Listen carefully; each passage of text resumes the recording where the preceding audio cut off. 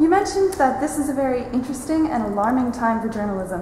Why is that? The interesting is that there's a vast change going on in journalism, really around the world, and it's changing from being carried by newsprint and by analog signals in television into everything available on the net.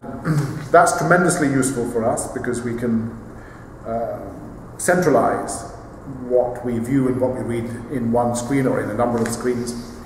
But it is an enormous revolution for journalism, because journalism has then got to try to adapt itself to a whole new medium and to make money out of it. The old model of advertising, mainly paying for the news, is now breaking down.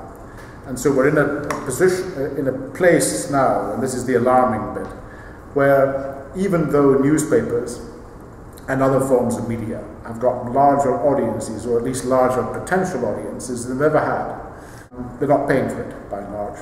Some newspapers are now going behind paywalls, but these have been at best only moderately successful. So we're in a difficult place at the moment. How has journalism, particularly in the UK, been affected by the recent inquiries into the phone hacking scandals?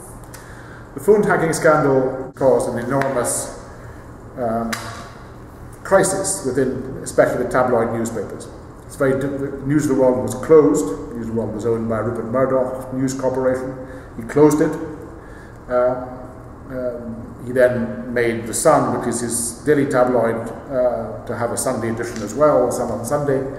But the News of the World, which had been the most popular and one of the oldest newspapers, it was started in the 1840s in the UK, was closed, and journalists now, a number of journalists have been arrested, charged with quite serious crimes.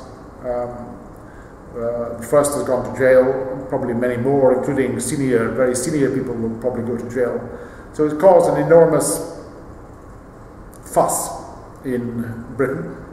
What was also found at the time was that politicians were very close to Rupert Murdoch and his chief executives because they wanted coverage in the most popular newspapers.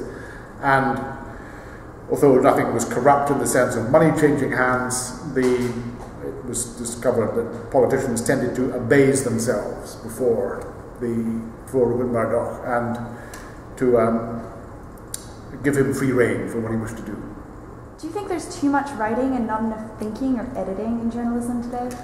Yeah, I think that journalism, which had been to some extent at least relatively leisurely, even daily journalism, certainly for much of the day, obviously speeded up towards the evening, is now, for journalists now, quite very busy and quite stressful, because journalists now have to write for blogs, which they're encouraged, indeed sometimes ordered to do.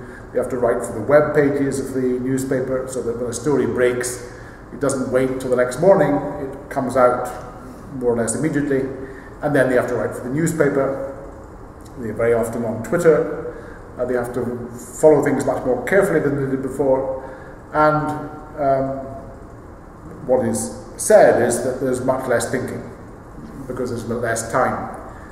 I'm not sure that's the case. I think that you can think quickly as well as slowly, but there certainly is less time to go out in the world, to meet people, to get a feel of the kind of issues that we're covering, the human field, because journalists are increasingly imprisoned by their computers. There's so much on the net that you can find out, and if you have to write 2 or 3 stories, and you're writing also for other outlets as well, the temptation, indeed sometimes the necessity to stay next to the computer is overwhelming.